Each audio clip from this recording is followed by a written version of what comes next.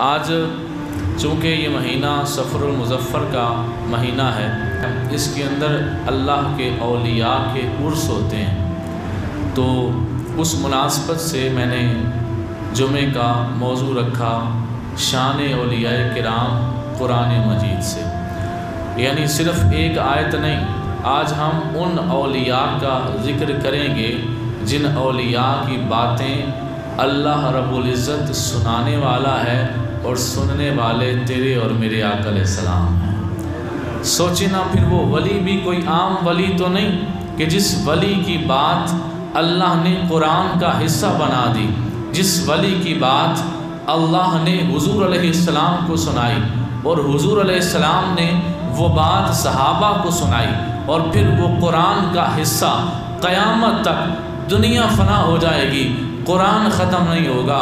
ان ولیوں کی شان کتنی بلند ہے جن کے قصیدے اللہ کا قرآن پڑھنے والا ہے۔ تو آج جو گفتگو ہوگی وہ قرآن کی روشنی میں اولیاء کی شان ہوگی، تو میری درخواست ہے کہ ساتھ ساتھ آپ نے محبت کا اظہار کرتے جانا ہے، سبحان اللہ بولتے جانا ہے۔ پورا ہفتہ لگا ہے مجھے یہ بیان تیار کرتے ہوئے، یہ جو آپ کے سامنے یہ جو پیلے پیلے پوائنٹس ہیں نا، یہ میں نے ہر آیت کو پڑھا، اس کی تفسیر کو پڑھا اور پھر نشانی لگائی کہ اس آیت کو بیان کرنا ہے۔ تو اب اتنی محبت کے ساتھ آپ نے بھی سننا ہے۔ سب سے پہلی جو آیت میں آپ کے سامنے پیش کرنے لگا ہوں سورۃ البقرہ ہے۔ اللہ تعالیٰ ارشاد فرماتا ہے قال انہ یقول انہا بقرۃ لا ذلول تثیر الارض ولا تسقی الحرث مسلمۃ لا شیۃ فیہا قالوا الآن جئت بالحق فذبحوها وما كادوا يفعلون۔ ترجمہ، کہا وہ فرماتا ہے، اللہ فرماتا ہے، وہ فرماتا ہے کہ وہ ایک گائے ہے جس سے خدمت نہیں لی جاتی کہ زمین جوتے اور نہ کھیتی کو پانی دے، بے عیب ہے جس میں کوئی داغ نہیں۔ بولے اب آپ ٹھیک بات لائے تو اسے ذبح کیا، اور ذبح کرتے معلوم نہ ہوتے تھے۔ حضرت موسیٰ علیہ السلام کا زمانہ ہے، ایک اسرائیلی نے دوسرے اسرائیلی کو مال کے لالچ میں قتل کر دیا۔ جب قتل کر دیا تو خود ہی دعوے دار بن بیٹھا کہ میرے رشتہ دار کو کسی نے مار دیا ہے، لہٰذا مجھے قصاص چاہیے۔ اللہ رب العزت نے موسیٰ علیہ السلام کو کہا کہ پاک موسیٰ ایک گائے ذبح کریں، اس کا ایک حصہ گوشت کا ٹکڑا اس قتل شدہ کی لاش کو ماریں، یہ زندہ ہو جائے گا، اٹھ کے بتائے گا مجھے کس نے قتل کیا تھا۔ یہاں حضرت موسیٰ علیہ السلام نے جب اللہ کا حکم پایا، بنی اسرائیل کو بتایا کہ اللہ کا یہ حکم ہے، بنی اسرائیل پوچھنے لگے کہ مولا وہ گائے کیسی ہے، وہ کیا وہ کھیت کو پانی دیتی ہے یا نہیں، زمین میں ہل چلاتی ہے کہ نہیں، اس طرح اسے کبھی استعمال کیا جاتا ہے کہ نہیں۔ ان کے سوال تھے، اللہ نے جواب دیے۔ روئے زمین کی سب گائیوں کو چھوڑ کر اللہ نے ایک گائے کا کہا کہ وہ فلاں گائے ہے، اسے جا کر خریدیں، اس گائے کو ذبح کریں۔ اس گائے کا انتخاب اس لیے کیا گیا کہ اس گائے کا جو مالک تھا وہ اللہ کا نیک بندہ تھا، وہ اللہ کا نیک بندہ تھا، پرہیزگار بندہ تھا۔ دنیا سے جاتے ہوئے اس کے پاس چھوٹی سی گائے کی بچی تھی جسے ہم پنجابی میں بچھی کہتے ہیں، اس نے اس کو ایک نشانی لگائی اور جنگل میں چھوڑ دیا اور کہا مولا تیرے پاس امانت چھوڑ رہا ہوں میرے بچے کے مستقبل کے لیے۔ وہ جب بچہ بڑا ہو گیا، اللہ رب العزت نے وہ چاہتا تو وہ جو قتل شدہ بندہ تھا جس کو دوبارہ زندہ کرنا تھا، رب محتاج نہیں تھا کہ گائے ذبح کر کے ایک گائے کا گوشت کا ٹکڑا ضرور مارا جائے گا پھر وہ زندہ ہوگا، رب ایک دفعہ کن کہے اسی وقت اس نے اٹھ کے زندہ ہو جانا تھا۔ رب کو ضرورت نہیں تھی، لیکن اللہ رب العزت نے فرمایا وہ جو فلاں گائے ہے اسے خریدیں، اور پھر وہ جو خریدنے کا معاملہ ہے وہ میں پورا بیان نہیں کر رہا، میں نے اور بھی آیات بیان کرنی ہیں۔ 3 درہم اس وقت ایک گائے کی قیمت ہوتی تھی۔ کتنے درہم جی؟ 3 دینار اس وقت قیمت ہوتی تھی۔ لیکن وہ بچہ بازار میں گیا، اللہ نے فرشتہ بھیجا اور مختلف وہ ہیلوں کے ذریعے منع کر دیا کہ گائے نہیں بیچنی۔ بچہ واپس گھر آ گیا اور اللہ کے فرشتے نے یہ حکم دیا آپ کے پاس بنی اسرائیل کے لوگ گھر گائے خریدنے آئیں گے، آپ نے قیمت پتہ کیا لگانی ہے؟ 3 دینار نہیں، 30 دینار بھی نہیں، 300 دینار بھی نہیں، آپ نے کہنا ہے کہ تم نے گائے کو لے جاؤ، اس کو ذبح کر کے اس کی کھال کے اندر سونا بھر کے اتنی قیمت ہمیں دینی ہے، پھر یہ گائے تمہیں دیتے ہیں۔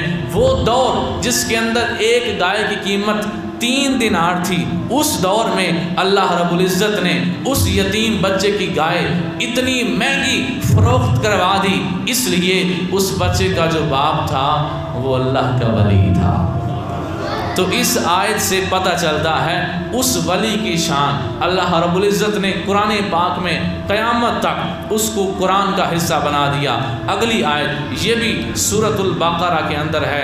حضرت داؤد علیہ السلام کا زمانہ تھا، اس وقت ایک بادشاہ تھا جس کا نام تھا طالوت، اور وہ نبی نہیں تھا، وہ ولی تھا اللہ کا۔ تو اس کی شان قرآن یوں بیان کرتا ہے، اللہ رب العزت کا پاک قرآن اس بات کو بیان کرتا ہے، وَقَالَ لَهُمْ نَبِيُّهُمْ إِنَّ اللَّهَ قَدْ بَعَثَ لَكُمْ طَالُوتَ مَلِكًا۔ اور ان سے ان کے نبی نے فرمایا، ان سے مراد ہے بنی اسرائیل، ان سے ان کے نبی نے فرمایا، ان اللہ قد بعث لکم طالوت ملکا، بے شک اللہ نے طالوت کو تمہارا بادشاہ بنا کر بھیجا ہے۔ قالوا انا یکون لہ الملک علینا ونحن احق بالملک منہ ولم یؤت سعۃ من المال۔ وہ کہنے لگے کہ اسے ہم پر بادشاہی کیوں کر ملی، اسے کیوں بادشاہی ملے گی، اور ہم اس سے زیادہ سلطنت کے مستحق ہیں، اور اسے مال میں بھی وسعت نہیں دی گئی۔ قال ان اللہ اصطفاہ علیکم وزادہ بسطۃ فی العلم والجسم۔ اللہ کے نبی حضرت شمویل علیہ السلام یہ نہیں کہہ رہے تھے کہ طالوت کو اللہ نے اس لیے چن لیا ہے کہ یہ اللہ کا نبی ہے، وہ نبی نہیں تھا۔ حضرت شمویل علیہ السلام آپ فرمانے لگے، ان اللہ اصطفاہ علیکم وزادہ بسطۃ فی العلم والجسم، اسے اللہ نے تمہارے اوپر چن لیا۔ کیوں؟ کیونکہ اللہ نے تم سے بہتر اسے علم بھی عطا فرمایا ہے، تم سے بہتر اسے جسم بھی عطا فرمایا ہے۔ اللہ رب العزت نے طالوت کی شان قرآن پاک میں سورۃ البقرہ کے اندر بیان فرمائی۔ قیامت تک جب تک قرآن سلامت رہے گا، اور قرآن تو قیامت کے بعد بھی سلامت رہے گا، ہمیشہ کے لیے طالوت کی شان قرآن کا حصہ بن گئی۔ پتہ چلا حضرت طالوت کوئی عام انسان نہیں تھے، اتنے بڑے اللہ کے ولی تھے۔ ان کی نبوت کا اعلان اس وقت اللہ کے ایک نبی حضرت شمویل علیہ السلام کر رہے تھے، پھر ان کی جنگ کے اندر مدد کرنے کے لیے داؤد علیہ السلام ان کے لشکر کے سپہ سالار بن رہے تھے، اور سب سے بڑھ کر وہ زبان جس کو سب کن کی کنجی کہیں، اس کی نافذ حکومت پہ لاکھوں سلام، وہ نبی جو ہر نبی کے آقا ہیں، وہ بھی یہ آیت پڑھ کر زمانے والوں کو بتاتے ہیں طالوت اللہ کا ولی ہے، اور اتنا بڑا کہ اللہ نے قرآن میں اس کی ولایت کا بیان کیا ہے۔ یہ 2 آیات ہو گئیں۔ اس کے بعد اچھا یہ تھوڑا سا تعارف کروا دوں، طالوت حضرت یوسف علیہ السلام کے بھائی حضرت بنیامین ان کی اولاد میں سے تھے، اور حضرت طالوت کے جو ہیں وہ داماد بنے تھے حضرت داؤد علیہ السلام۔ پھر جب وہ دنیا سے طالوت چلے گئے تو پھر ساری بادشاہت حضرت داؤد علیہ السلام کو ملی۔ تو یہ تھوڑا سا تعارف تھا حضرت طالوت کا۔ اب اس کے بعد اگلی آیت یہ قرآن پاک کی سورہ نساء ہے۔ اللہ تعالیٰ ارشاد فرماتا ہے، اس آیت کا شان نزول پہلے سن لیں۔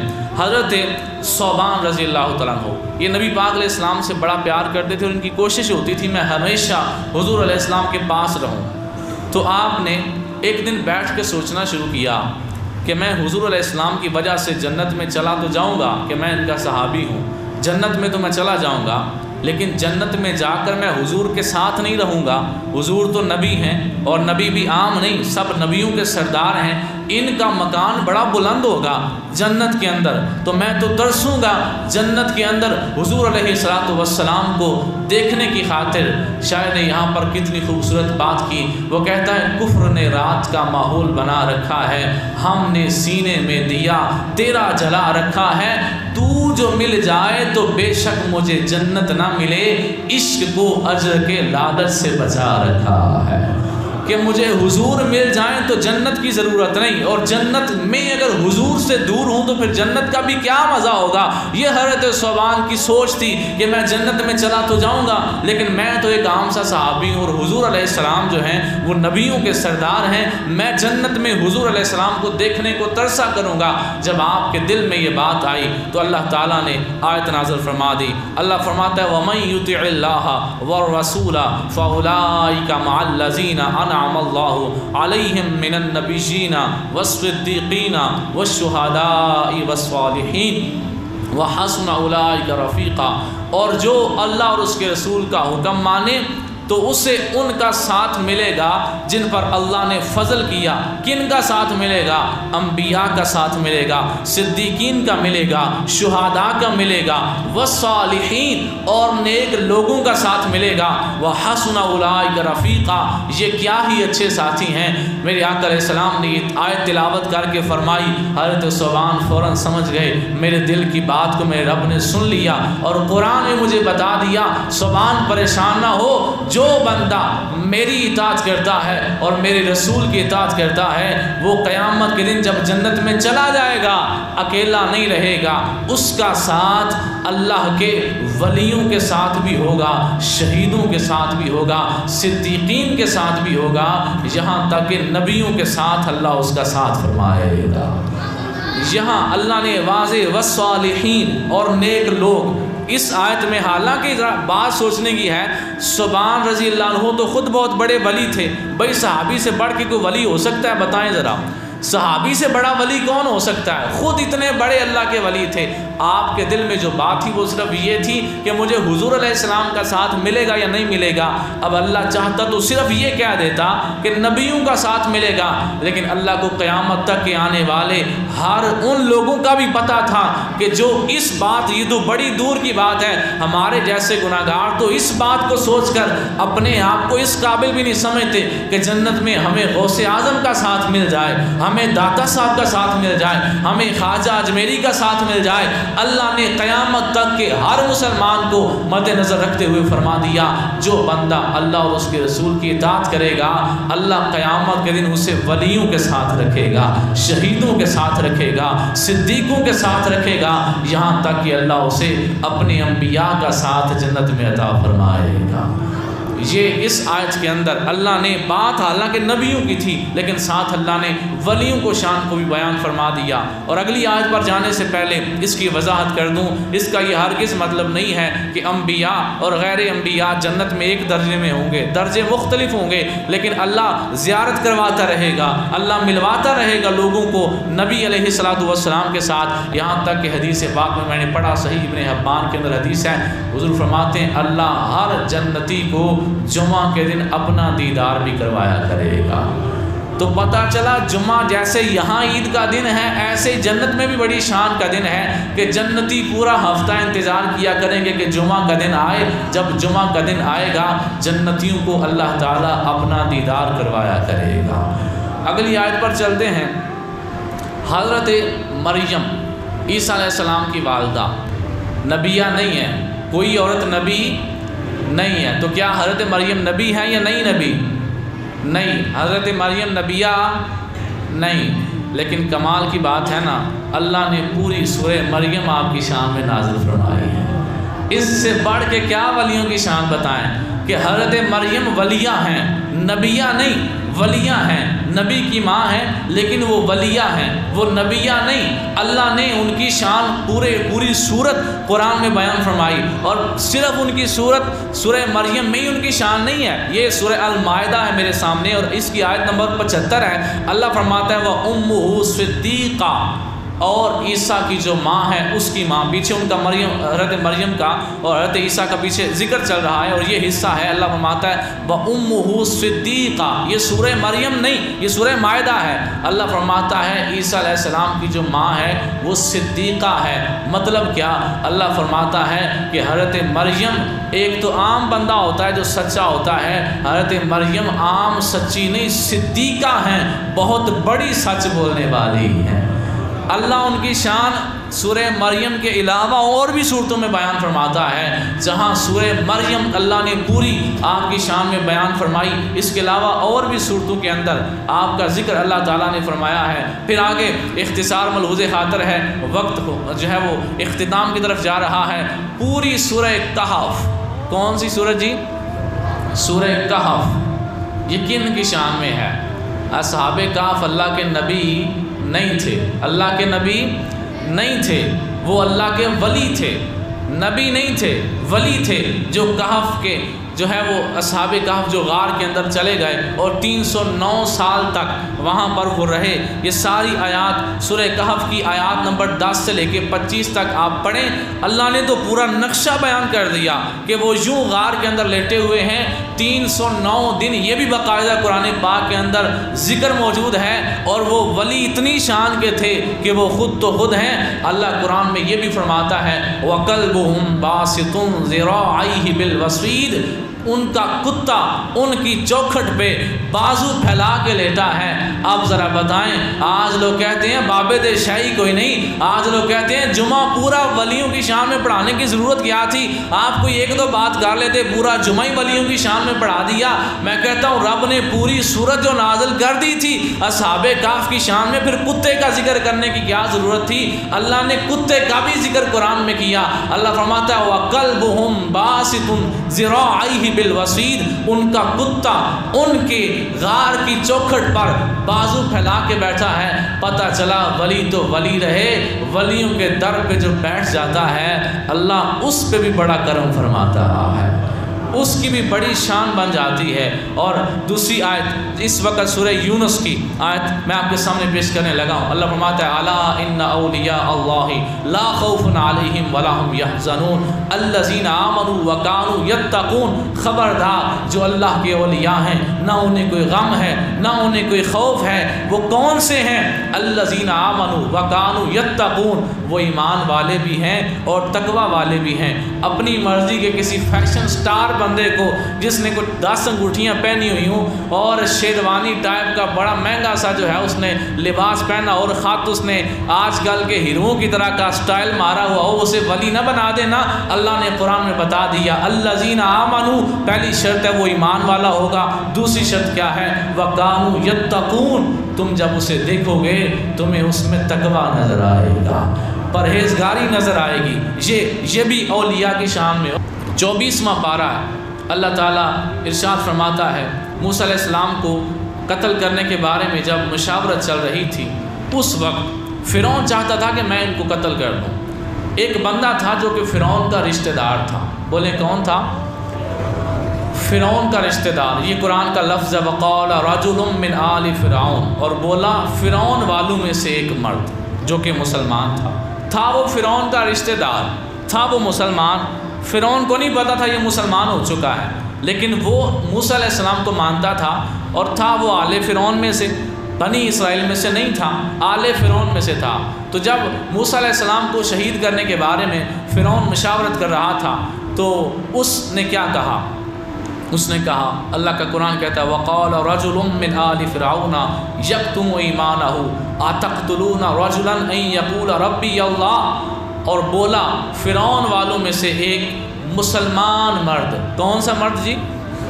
مسلمان مرد ہے، وہ آل فرعون میں سے ہے، مسلمان مرد، لیکن ساتھ ہی اللہ کیا فرماتا ہے یکتم ایمانہ، وہ اپنے ایمان کو چھپاتا تھا، اپنے ایمان کو چھپاتا تھا، ظاہر نہیں کرتا تھا۔ ظاہر کرتا تو یوں کہتا بدبختو کیوں مارنا چاہتے ہو موسیٰ علیہ السلام کو، اللہ کے نبی ہیں، کیا کہتے ہیں تمہیں، لیکن ایمان چھپاتا تھا۔ یکتم ایمانہ، ایمان چھپاتا تھا، کہنے لگا اتقتلون رجلا ان یقول ربی اللہ، کیا تم اس شخص کو، ایک مرد کو اس وجہ سے مارتے ہو کہ وہ کہتا ہے کہ میرا رب اللہ ہے؟ وقد جاءکم بالبینات من ربکم، اور بے شک وہ روشن نشانیاں تمہارے پاس رب کی طرف سے لائے۔ آگے کیا کہتا ہے؟ وہ کہتا ہے وَإِن يَكُ كَاذِبًا فَعَلَيْهِ كِذْبُ، اگر مثال کے طور پر وہ جھوٹ بول رہا ہے، غلط کہہ رہا ہے، تو اس کے جھوٹ کا بوال اسی پر ہوگا۔ ہم کہتے ہیں نا اپنی قبر دی پار پڑھنا سو، ساڑھا کی جانا ہے، ساڑھے نال بےایمانی پہ کرتے اپنی قبر دی پار پڑھنا سو۔ اس نے بھی یہی بولا وَإِن يَكُ كَاذِبًا فَعَلَيْهِ كِذْبُ، اگر یہ غلط بات کر رہے ہیں مثال کے طور پر بالفرض اگر کر رہے ہیں تو جھوٹ کا وبال انہی پر ہوگا۔ وَإِن يَكُ صَادِقًا يُصِبْكُمْ بَعْضُ الَّذِي يَعِدُكُمْ، اور اگر وہ سچے ہیں، اگر سچ بولتے ہیں تو جو سچ تمہیں بتاتے ہیں وہ تم تک پہنچ جائے گا، جس کا وعدہ کرتے ہیں۔ کیا کہ اگر مسلمان ہو کے مرو گے تو جنت میں چلے جاؤ گے، اگر کافر مرو گے تو پھر دوزخ میں چلے جاؤ گے۔ وَإِن يَكُ صَادِقًا يُصِبْكُمْ بَعْضُ الَّذِي يَعِدُكُمْ، اگر وہ سچے ہیں تو وہ سچ تم تک پہنچ جائے گا جس کا وہ تم سے وعدہ کرتے ہیں۔ اس آیت کے اندر اس بندے نے یہ نہیں بولا کہ کیوں ہاتھ لگاتے ہو ان کو، میں بھی مسلمان ہوں، تم نے کوئی کام کیا میں تم سے لڑ پڑوں گا، ایسا کچھ نہیں کیا، اپنا ایمان چھپایا ہے۔ لیکن حضرت موسیٰ علیہ السلام کی حمایت کی ہے، اللہ کو اس کی یہ ادا اتنی پسند آئی، اللہ نے یہ 24واں پارہ ہے، پوری سورہ مومن اللہ نے اس ولی کی شان میں نازل فرما دی ہے۔ یہ پوری سورہ مومن اس مومن کی شان میں ہے۔ ابھی مزید اس کی باتیں آگے ہیں، وہ کس انداز میں سمجھاتا تھا، یہاں تک کہ فرعون جو ہے وہ نہ مانا اور پیچھے لگ پڑا، لیکن تھا وہ آل فرعون میں سے۔ لیکن موسیٰ علیہ السلام جب دریا سے پار ہو رہے تھے یہ بھی پار ہو گیا، یہ نہیں ڈوبا، لیکن جب فرعون گیا اس کے لشکری سارے ڈوب گئے، فرعون بھی ڈوب گیا۔ یہ وہ واحد آل فرعون میں سے مسلمان تھا جو بچ گیا، جو سچا مسلمان تھا۔ قرآن نے کہا رجل مومن من آل فرعون، یہ ایک مومن مرد تھا آل فرعون میں سے جو اپنا ایمان چھپاتا تھا۔ اس بندے نے اپنا ایمان چھپا کر حمایت کی موسیٰ علیہ السلام کی، لیکن اللہ نے اس کی ولایت کو بیان کرنے کے لیے قرآن میں پوری سورت نازل فرما دی ہے۔ اچھا، آج میں نے جتنی باتیں کی ہیں یہ ساری اول سے آخر یہ پہلی امتوں کے ولیوں کی باتیں تھیں۔ اس میں اس امت کے کسی ولی والی میں نے آیت بیان نہیں کی، حالانکہ صحابہ کرام سب سے بڑے اولیاء ان کی شانیں بیان ہوئی ہیں قرآن پاک کے اندر، جو ہے وہ حق چار یار حضرت ابوبکر صدیق، حضرت عمر فاروق، حضرت عثمان غنی، سب کی شان میں آیات نازل ہوئی ہیں۔ اور جنرلی ویسے سب صحابہ کرام کی شان میں ان کے زہد و تقویٰ کے حوالے سے یہ ساری باتیں بیان ہوئی ہیں، لیکن میں نے صرف پہلی امتوں کے جو اولیاء ہیں ان کے بارے میں جو آیات ہیں وہ بھی ابھی میں نے تیاری اس سے زیادہ کی تھی لیکن وقت ختم ہو گیا تو میں نے وہ آیات بیان کی ہیں۔ اب میں آپ پر یہ سوال چھوڑ کر گفتگو کا اختتام کرنے لگا ہوں کہ اگر پہلے نبی جن کے نبی حضور علیہ السلام ہیں، اگر پہلے نبیوں کے ماننے والے ولی اتنی شانوں والے ہیں تو ان نبیوں کے جو نبی ہیں حضور علیہ السلام، پھر ان کی شان کیا ہوگی؟ ان کی امت کے اندر جو ولی ہیں، اگر پہلے نبیوں کی امتوں کی ولیوں کی شانیں اتنی بلند ہیں تو غوث اعظم کی شان کا عالم کیا ہوگا؟ پھر جو اس امت کے ولی ہیں پھر ان کی شان کا عالم کیا ہوگا؟ اس واسطے اللہ تعالیٰ کے اولیاء سے محبت یہ ہمارے ایمان کا حصہ ہے۔ تو اللہ تعالیٰ کے اولیاء کی شان میں آج میں نے صرف قرآن کریم کی آیات سے بیان کیا، اگلا جمعہ جو ہے وہ صرف نبی پاک علیہ السلام کی احادیث سے اولیاء کرام کی شان پر انشاءاللہ تعالیٰ گفتگو ہوگی۔